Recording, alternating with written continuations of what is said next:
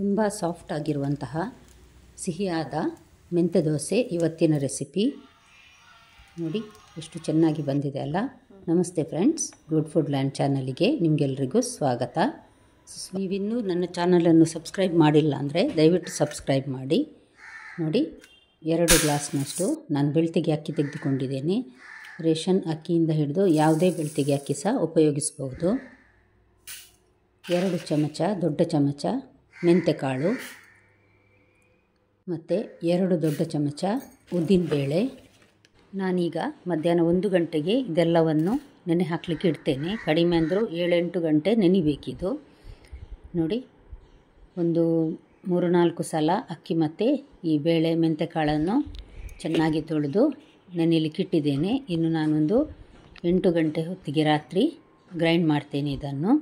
ಅಷ್ಟೊತ್ತಿಗೆ ಇದು ಚೆನ್ನಾಗಿ ನೆಂದಿರ್ತದೆ ಮೆಂತೆಕಾಳು ಸಹ. ಈಗ ನೋಡಿ, ರಾತ್ರಿ 8 ಗಂಟೆ ಆಯಿತು. ಬೇಳೆ ಮೆಂತೆ ಅಕ್ಕಿ ಎಲ್ಲ ಚೆನ್ನಾಗಿ ನೆನೆದಿದೆ. ಇದಕ್ಕೀಗ ನಾವು ಒಂದು ದೊಡ್ಡ ತೆಂಗಿನಕಾಯಿ ಅದರ 3/4 ಭಾಗದಷ್ಟು ಹಾಕಬೇಕಾಗ್ತದೆ. ಅಂದರೆ ಸಾಧಾರಣ ಒಂದು 3-4 ಕಪ್ಪಿನಷ್ಟು ತೆಂಗಿನ ತುರಿ ಹಾಕಬೇಕು. ತೆಂಗಿನ ತುರಿ ತುಂಬ ಹಾಕಿದಷ್ಟು ಇದರ ಟೇಸ್ಟ್ ಇನ್ನಷ್ಟು ಚೆನ್ನಾಗಿ ಬರ್ತದೆ. ಫ್ರೆಶ್ ತೆಂಗಿನ ತುರಿಯೇ ಬೇಕು, ಫ್ರಿಜ್ಜಿನಲ್ಲಿ ತುರಿದಿಟ್ಟದ್ದು ಬೇಡ. ನೋಡಿ, ಈಗ ಮೊದಲು ನಾನು ಮೆಂತೆ ಮತ್ತು ಉದ್ದಿನ ಕಾಳನ್ನು ನುಣ್ಣಗೆ ರುಬ್ತಾ ಇದ್ದೇನೆ. ನೋಡಿ ಮೆಂತೆ ಮತ್ತು ಉದ್ದನ್ನು ರುಬ್ಬಿ ಆಯಿತು. ಈಗ ನಾನು ಇದಕ್ಕೆ ನಾವು ತುರಿದಿಟ್ಟ ಒಂದು 3-3.5 ಕಪ್ಪಿನಷ್ಟು ತೆಂಗಿನ ತುರಿಯನ್ನು ನಾನು ಹಾಕ್ತಾ ಇದ್ದೇನೆ. ಇದಕ್ಕೀಗ ಒಂದು ಅರ್ಧ ಲೋಟದಷ್ಟು ನೀರು ಹಾಕಿ ನುಣ್ಣಗೆ ರುಬ್ಬುವ ಮೊದಲು ಅರ್ಧ ಒಮ್ಮೆ ರುಬ್ಬಿ ನಂತರ ಇದಕ್ಕೀಗ ಬೆಲ್ಲ ಹಾಕಲಿಕ್ಕಿದೆ. ನೋಡಿ, ಒಂದು ಅರ್ಧ ಲೋಟಕ್ಕಿಂತ ಕಡಿಮೆ ನಾನು ನೀರು ಹಾಕಿ ಒಂದು ಸಲ ರುಬ್ತೇನೆ ಇದನ್ನು. ಈಗ ನೋಡಿ, ಒಂದು ದೊಡ್ಡ ಬೌಲಲ್ಲಿ 1 ಬೌಲ್ನಷ್ಟು ಬೆಲ್ಲ ಹಾಕಿದ್ದೇನೆ ನಾನು, ತುಂಡು ಮಾಡಿ. ಅದನ್ನು ಸಹ ಹಾಕಿ ನುಣ್ಣಗೆ ರುಬ್ಬಿ ತೆಗೆದಿದ್ದೇನೆ. ನೋಡಿ, ಈಗ ನಾನು ಇದನ್ನೊಂದು ದೊಡ್ಡ ಪಾತ್ರೆಗೆ ಹಾಕ್ತಾ ಇದ್ದೇನೆ. ಈಗ ನಾನು ಅಕ್ಕಿಯನ್ನು ರುಬ್ಬಲಿಕ್ಕೆ ಹಾಕ್ತೇನೆ. ನೋಡಿ, 2 ಲೋಟ ಅಕ್ಕಿ ಇದೆ. 1 ಲೋಟದಷ್ಟು ಅಕ್ಕಿಯನ್ನು ಈಗ ಮೊದಲು ಹಾಕ್ತೇನೆ. ಒಂದು ಅರ್ಧ ಲೋಟ ನೀರು ಹಾಕಿ ಇದನ್ನು ಅಷ್ಟೇ ನುಣ್ಣಗೆ ರುಬ್ಬಬೇಕು ನಾವೀಗ. ನಿಮಗೆ ಈ ರೆಸಿಪಿ ಇಷ್ಟ ಆಯಿತು ಅಂದರೆ ದಯವಿಟ್ಟು ಲೈಕ್ ಮಾಡಿ ಹಾಗೂ ಫ್ಯಾಮಿಲಿ ಫ್ರೆಂಡ್ಸಿಗೆ ಶೇರ್ ಮಾಡೋದನ್ನು ಮರಿಬೇಡಿ.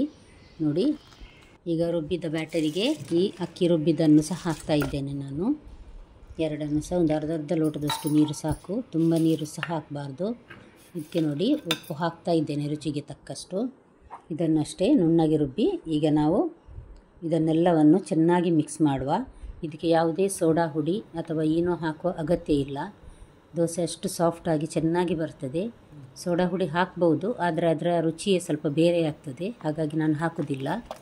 ಈಗ ನೋಡಿ, ಈ ರೀತಿ ಚೆನ್ನಾಗಿ ಒಂದು 7-8 ನಿಮಿಷ ಚೆನ್ನಾಗಿ ಮಿಕ್ಸ್ ಮಾಡಬೇಕು. ಈ ರೀತಿ ಚೆನ್ನಾಗಿ ಮಿಕ್ಸ್ ಮಾಡಿದ್ರೇ ಅದು ಹಿಟ್ಟು ಚೆನ್ನಾಗಿ ಉಬ್ಬಿ ಬರ್ತದೆ. ನಮಗೆ ದೋಸೆ ಸಹ ತುಂಬ ಸಾಫ್ಟ್ ಆಗ್ತದೆ.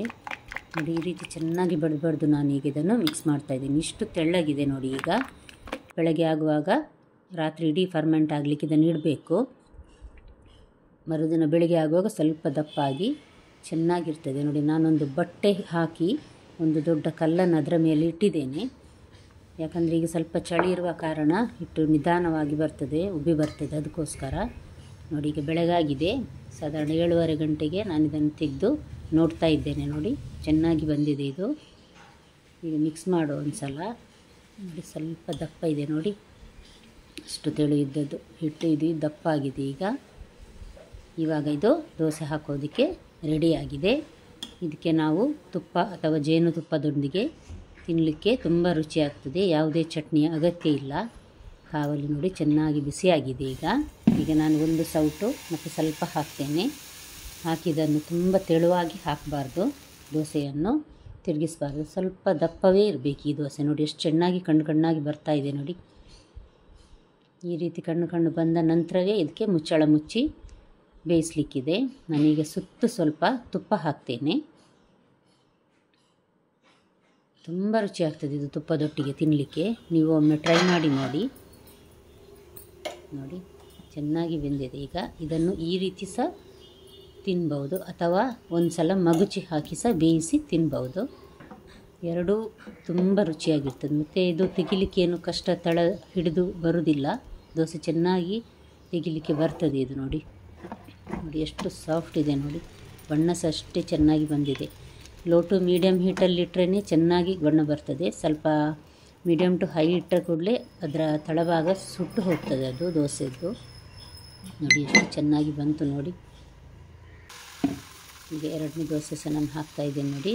ಸ್ವಲ್ಪ ಸ್ಪ್ರೆಡ್ ಮಾಡಿದರೆ ಸಾಕು, ಸ್ವಲ್ಪ ದಪ್ಪ ಇದ್ರೇ ಒಳ್ಳೆಯದಾಗೋದಿದು. ನೋಡಿ ಇಷ್ಟು ಚೆನ್ನಾಗಿ ತೂತಾಗಿರುವ ಈ ದೋಸೆ ಅಷ್ಟೇ ರುಚಿ ಸಹ ಇದೆ ತಿನ್ನಲಿಕ್ಕೆ. ಬೆಲ್ಲದ ಸಿಹಿಯೊಂದಿಗೆ, ಬೆಲ್ಲ ಬೇಡದವರು ಹಾಕದೆ ಸಹ ಇರ್ಬೋದು, ಹಾಕದೆ ಮಾಡಿದರೆ ಸಹ ರುಚಿಯಾಗಿಯೇ ಇರ್ತದೆ. ನಾನು ಈ ಸಲ ಬೆಲ್ಲ ಹಾಕಿ ಮಾಡಿದ್ದೇನೆ. ನಿಮಗೆ ಈ ದೋಸೆಯ ರೆಸಿಪಿ ಇಷ್ಟ ಆಯಿತು ಅಂತ ತಿಳ್ಕೊಳ್ತೀನಿ ಫ್ರೆಂಡ್ಸ್. ದಯವಿಟ್ಟು ನೀವು ನಿಮ್ಮ ಮನೆಯಲ್ಲೊಮ್ಮೆ ಟ್ರೈ ಮಾಡಿ ನೋಡಿ. ತುಂಬ ತಂಪಾದ ಈ ದೋಸೆ, ಯಾಕಂದರೆ ತೆಂಗಿನ ತುರಿ ತುಂಬ ಮತ್ತು ಬೆಲ್ಲ ಮೆಂತೆಕಾಳೆಲ್ಲ ಹಾಕಿ ಮಾಡಿದ್ರಿಂದ ತುಂಬ ರುಚಿ ಸಹ ಆಗಿರ್ತದೆ. ಹಾಗಾದರೆ ನೋಡಿದ ಎಲ್ಲ ವೀಕ್ಷಕರಿಗೆ ತುಂಬ ಧನ್ಯವಾದಗಳು. ನಾಳೆ ಮತ್ತೆ ಇನ್ನೊಂದು ಹೊಸ ರೆಸಿಪಿಯೊಂದಿಗೆ ನಿಮ್ಮನ್ನು ಮತ್ತೆ ಭೇಟಿ ಆಗ್ತೇನೆ. ಧನ್ಯವಾದ.